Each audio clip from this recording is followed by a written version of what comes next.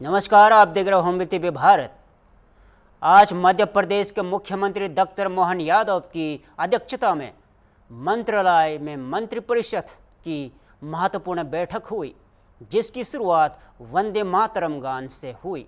बैठक में कई अहम फैसले के लिए जिनकी जानकारी उप मुख्यमंत्री राजेंद्र शुक्ल ने दी और मुख्यमंत्री की किसानों के लिए 0% ब्याज पर 3 लाख तक के ऋण की सुविधा जारी रखने की घोषणा की। साथ ही अस्पतालों में बेड संख्या बढ़ाने का निर्णय लिया गया। टीकमगढ़, नीमच, सिंगरौली, श्योपुर और डिंडोरी के अस्पतालों में बेड की संख्या 1000 से बढ़ाकर 1800 की जाएगी। साथ ही 810 नए पद सृजित होंगे। सस्ते नेवल और डेवलपमेंट के तहत बेहतर प्रदर्शन करने वाले जिलों को पुरस्कार दिए जाएंगे, जिसमें प्रथम पुरस्कार पाने वालों जिले को 1 करोड़ रुपए और दूसरे स्थान पर रहने वाले जिलों को 75 लाख रुपए मिलेंगे।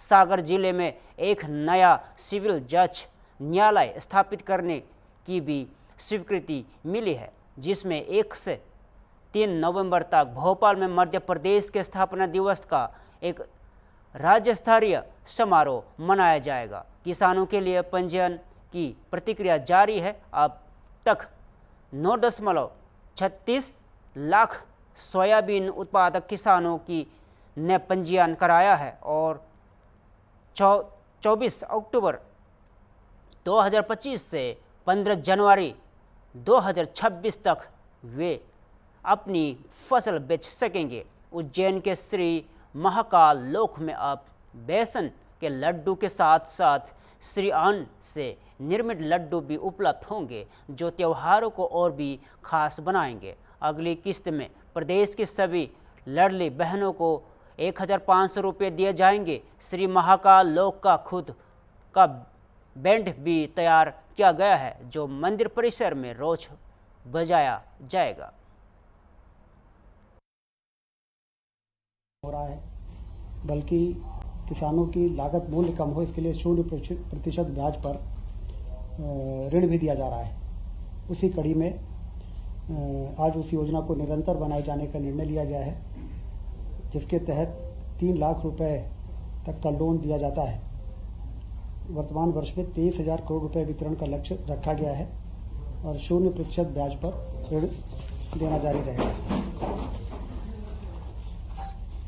दूसरा महत्वपूर्ण निर्णय हुआ है, हमारे मध्य प्रदेश के 5 ऐसे ज़िले जहां पर जिला अस्पतालों के स्वीकृत बेड की संख्या से ज़्यादा वहां की क्षमता हो गई थी और इसलिए उन बिस्तर के विस्तार का निर्णय लिया गया है। ये ज़िले हैं टीकमगढ़, नीमच, सिंगरौली, श्योपुर और डिंडोरी। बिस्तर संख्या 1000 से बढ़कर 1800 हो जाएगी, जिसमें सभी जिलों में वो डिटेल है। इसमें लगभग 810 नए पद सृजित होंगे। नियमित होंगे 543 पद, संविदा के 4 होंगे और आउटसोर्सिंग के 263 पदों का सृजन होगा और वार्षिक अनुमानित जो व्यय होगा वो 39 करोड़ 50 लाख रुपए की इसमें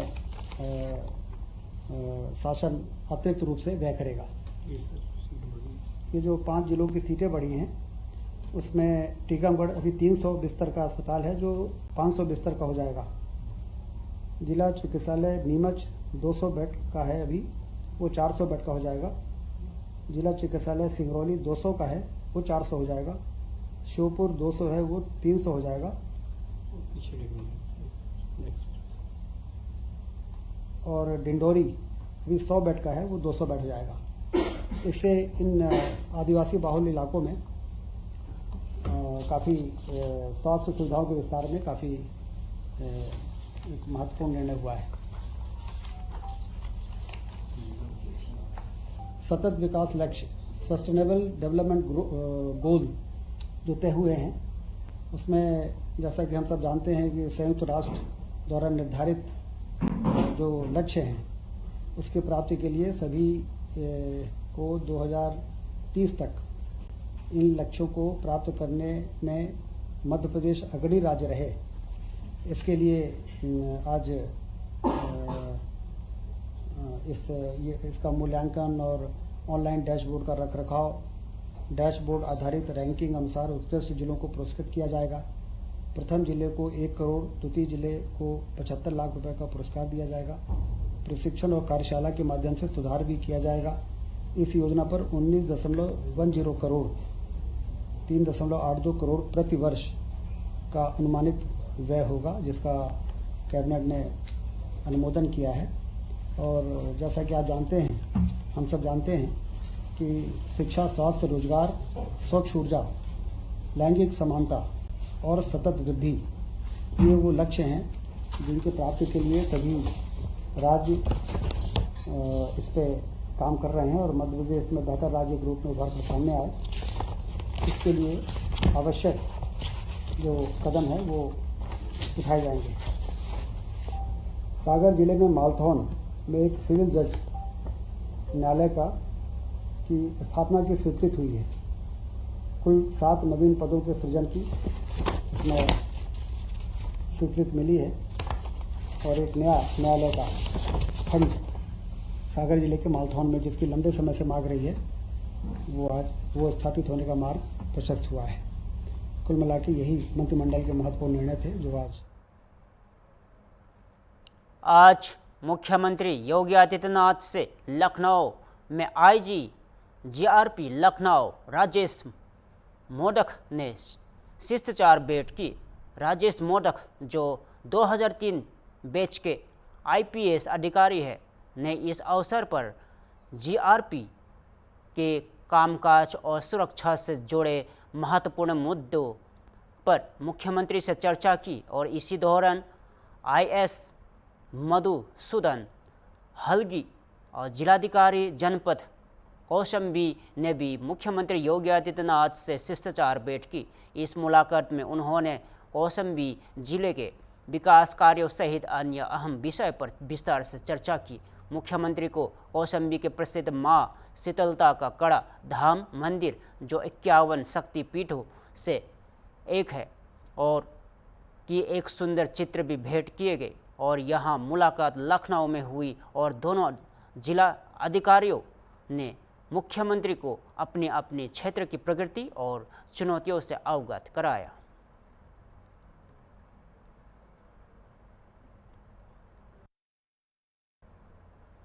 मध्य प्रदेश के भोपाल से आज भाई बहन के रिश्ते की मिसाल पेश करने वाली एक दिल छू लेने वाली तस्वीर सामने आई है। मुख्यमंत्री डॉक्टर मोहन यादव ने भाई दूज के अवसर पर लाडली बहनों को मुख्यमंत्री निवास पर आमंत्रित किया और बड़े स्नेह और यह त्यौहार मनाया गया। और इस अवसर पर मुख्यमंत्री ने अपने वादे के अनुसार लाडली बहना योजना की किस्त में 250 की बढ़ोतरी की घोषणा कर दी और मुख्यमंत्री ने कहा, लाडली बहना हमारे समाज की शक्ति है। उनके सशक्तिकरण के लिए सरकार हर संभव कदम उठा रही है। मुख्यमंत्री निवास पर माहौल बेहद भावुक रहा और बहनों ने मुख्यमंत्री को राखी बंधी और आशीर्वाद दिया और अपनी शुभकामनाएं दी। लाडली बहनों ने कहा कि भाई दूज का यह दिन उनके लिए यादगार बन गया है। मुख्यमंत्री निवास पर भाई बहन के स्नेह और विश्वास का यह पर्व अद्भुत उदाहरण बन गया। और मुझे इस बात की खुशी है, बाबा महाकाल की कृपा से मैं तो ये उम्मीद करता हूं, जिस प्रकार से ये हमारी योजना के बलबूते पर आज आंकड़ा देखते हैं कि 29 किस्तों में 44,000 करोड़ से ज्यादा की राशि, 44,917, अब 45 ही होगा, बचा क्या है? जोरदार अभिनंदन, 45,000 करोड़ अभी तक हम दे चुके। आज जब मैं आपसे बात कर रहा हूं तो एकमात्र केवल एक भावना आपके सामने रख रहा हूं। आज आप माननीय मोदी जी के माध्यम से नारियों के लिए कितना पवित्र भाव है।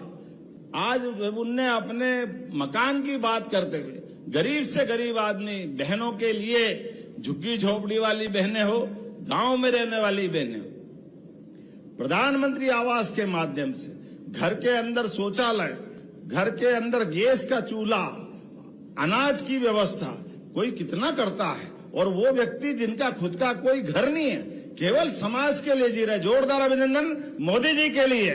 तो आज इस कार्यक्रम के माध्यम से जब हम 250 रुपए की राशि दे रहे हैं, तो ये मोदी जी का आशीर्वाद से डबल इंजन की सरकार ये पूरे देश में अलग अलग नाम से देश भर में इन योजनाओं के माध्यम से हम सीधे सीधे भौतिक अधोसंरचना तो बहुत बन सकती, बिल्डिंग बन जाएगी, सड़क बन जाएगी, बड़े बड़े भवन बन जाएंगे, लेकिन व्यक्ति अंदर परेशान है तो उसकी मदद के लिए सीधे सीधे भी मदद करते हुए जिंदगी बदलने का काम करना चाहिए। मुझे इस बात की प्रसन्नता है, सनातन संस्कृति के माध्यम से हमारे तो देवी देवता भी, अगर हमारी देवियां नहीं है तो देवता वहां रहना ही पसंद नहीं करते। हमारी ये संस्कृति इतनी पवित्र है, उस भाव से चलते हैं। लेकिन आज के इस अवसर पर मैं मोदी जी को धन्यवाद देना चाहूंगा, जिन्होंने हमारे सभी राज्यों के अंदर, कई लाड़की बहना महाराष्ट्र में, तो लाडली बहना असम से, कहा हेमंत बिस्वा जी असम के अंदर मुख्यमंत्री बन करके हर जगह अलग अलग स्थान पर इसी भाव से काम कर रहे हैं। जोरदार अभिनंदन सभी के लिए करवाएं जोर से। सारी घोषणाओं के लिए बधाई आपको। के पावन पर्व पर प्रदेश भर की लाडली बहना 21 लाख से ज़्यादा बहनों को मैं बधाई देना चाहूँगा। आज के इस सीएम हाउस में सभी बहनों की एकात्मक रूप से जो कार्यक्रम हुआ, इस कार्यक्रम की गूंज पूरे प्रदेश के अंदर लगभग प्रदेश की 4 करोड़ बहनों को मैं बधाई देना चाह रहा हूँ, जिसमें 1 करोड़ 26 लाख लाडली बहना है, जिनको सीधे सीधे आज के बाद से राशि जब मिलेगी तो 250 रुपये उनके यहाँ प्लस उसके आएंगे और 1500 रुपया उनकी राशि चालू हो जाएगी। ये बहनों को भाई दूज पर ये बहन का भाई का रिश्ता बनाए रखने के लिए न्यौछावर की है बहन के हाथ में ये सबूत की राशि। आज इस कार्यक्रम में माननीय मंत्री निर्मला गुड़िया जी, माननीय मंत्री कृष्णा गौड़ जी, माननीय मंत्री राकेश शुक्ला जी, माननीय विधायक पूर्व स्पीकर रामेश्वर शर्मा जी, विधायक माननीय कुमार दास सरनानी जी, माननीय विधायक विष्णु जी, इस अवसर पर जी जिला नगर निगम की हमारी भोपाल की महापौर मालती राय जी, सभापति किशन सूर्यवंशी जी, सारे मित्रों के साथ हमने इस पूरे आयोजन में भाग लेकर के बहनों के साथ हमारी पार्टी का भी जो रिश्ता बना और सरकार के माध्यम से बहनों की ज़िंदगी बदल रही है। आज कई बहनों ने अपने खुद के रोजगार में बताया, कोई पापड़ बनाने की मशीन लेके आए, कोई रेडीमेड गारमेंट्स की दृष्टि से अपना अलग अलग काम प्रारंभ कर रहे हैं। कई सारे लोग बहनों ने अपनी राशियों से बैंक के माध्यम से साख बना ली, अपने पूरे परिवार की ज़िंदगी बदली।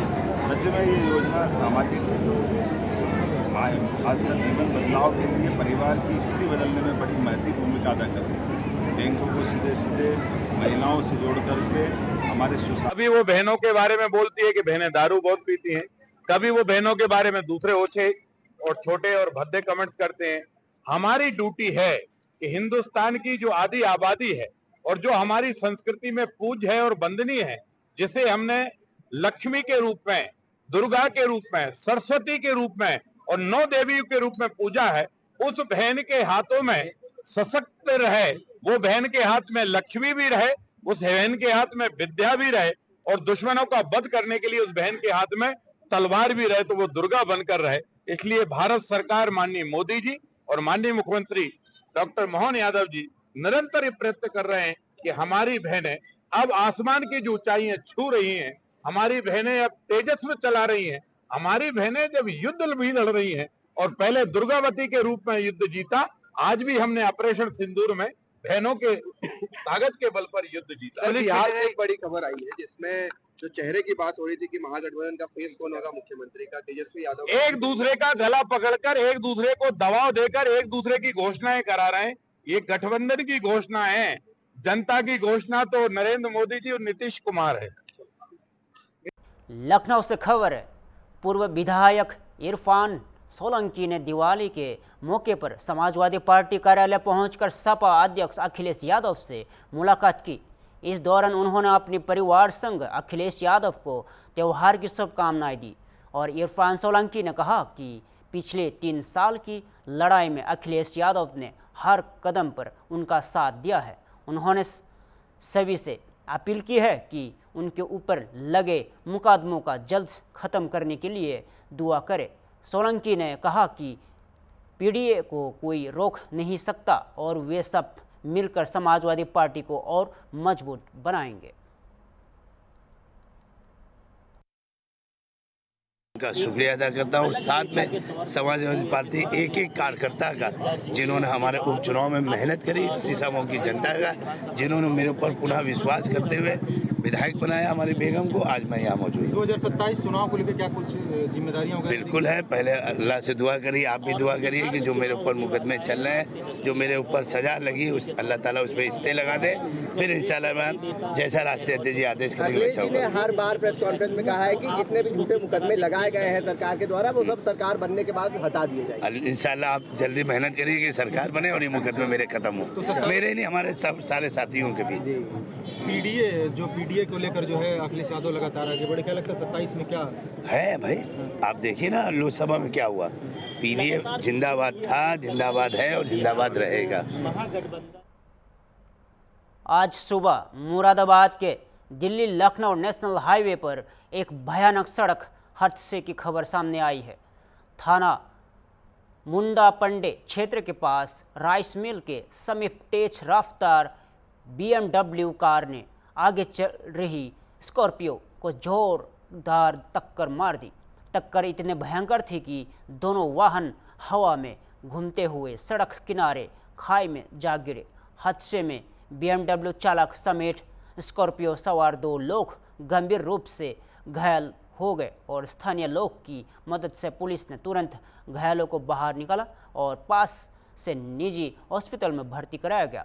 हादसे के कारण दिल्ली लखनऊ हाईवे पर लंबी जाम लग गया, जिससे यात्री परेशान रहे।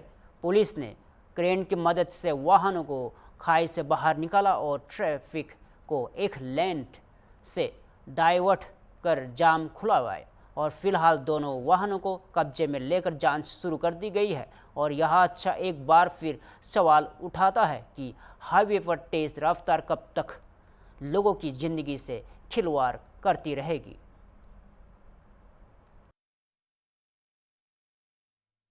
मेरा नाम फुरकान अहमद, भारतीय किसान यूनियन लोकशक्ति से प्रदेश महासचिव। सर आज एक आपको यहाँ मौके पे है, एक एक्सीडेंट हुआ है, एक किस जगह हुआ है। देखिएगा, मैं अभी मुरादाबाद की तरफ से रामपुर की तरफ जा रहा था।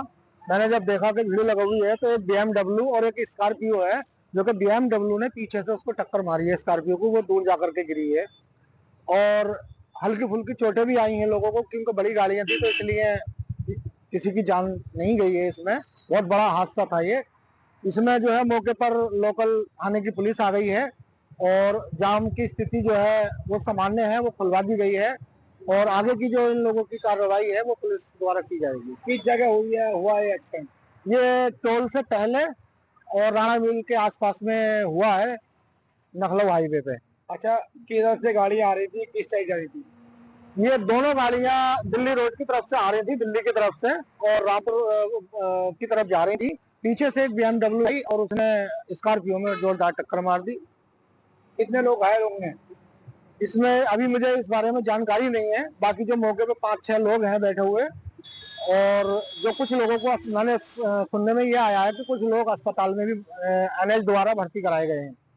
अब जाम की स्थिति कैसी रोड पर? जाम अब सामान्य है। जाम जो है खोल दिया गया है, शासन प्रशासन मौके पर आ गया और टोल से जो NH की टीम थी वो पूरी लगी हुई है। धन्यवाद।